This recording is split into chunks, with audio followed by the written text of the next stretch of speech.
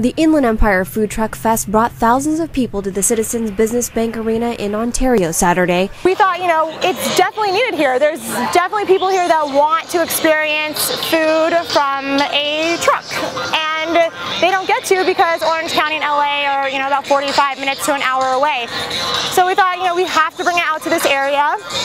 And these weren't just any food trucks. You've probably heard of them before. The Boba Truck, Nom Nom, 50 Southern California food trucks. This is the furthest east we've been. We'd love to be out here more often, and really we go from here all the way to the water.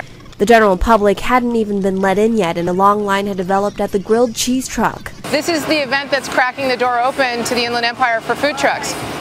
Prior to this, it's very rare that you would see a hot food truck in the IE. And this is an uncommon sight in San Bernardino and Riverside counties because existing environmental health regulations prohibit the trucks from operating here except during special events like this one. Take care. Have a good day. In Riverside County, trucks can only sell prepackaged foods and drinks on a daily basis, and they can't operate near schools, parks, or within 300 feet of a restaurant. San Bernardino County has similar restrictions in place. There's a lot of people who have to take their business elsewhere, so who's getting the monies?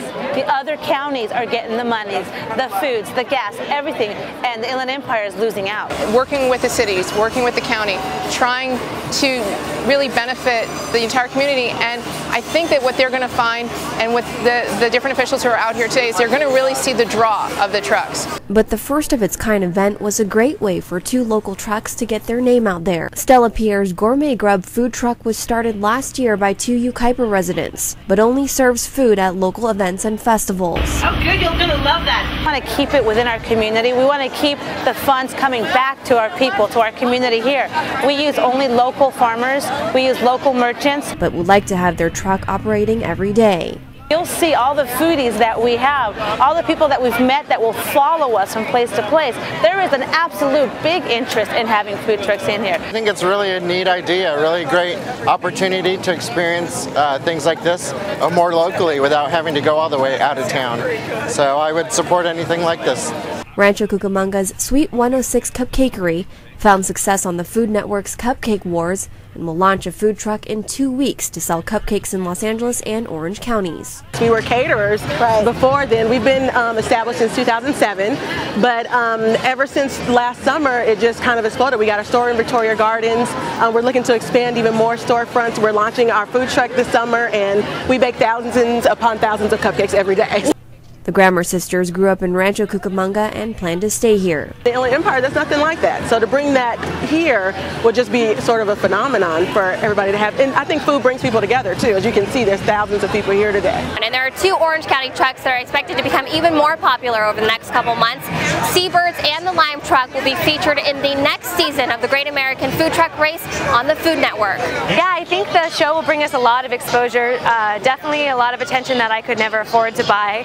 The show was actually a lot of work. It was tough, and we had a hard time finding all of our specialty products on the road, but we made it work and we had a great time.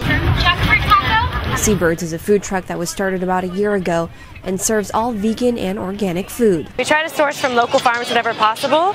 There's a farm in Irvine called Tanaka Farm, so we go there at the beginning of every week and see what they have that's fresh, and we base our menu around that. There's a 6-pound burrito challenge going on here at the White Rabbit food truck.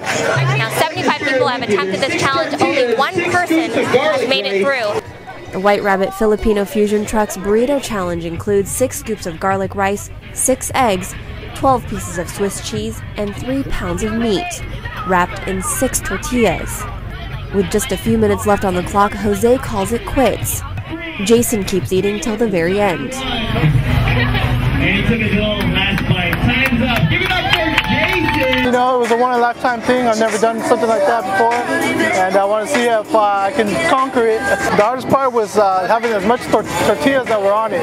It was really thick, so once I knew I could break it apart, that's how I started doing it, making little tacos out of it. But for most, a 6-pound burrito wasn't part of their eating strategy. My wife here, we buy one of everything and we share it. That way we get a little bit of everything. Our strategy for today is will be 1 entree per truck, and then we'll go as far as again.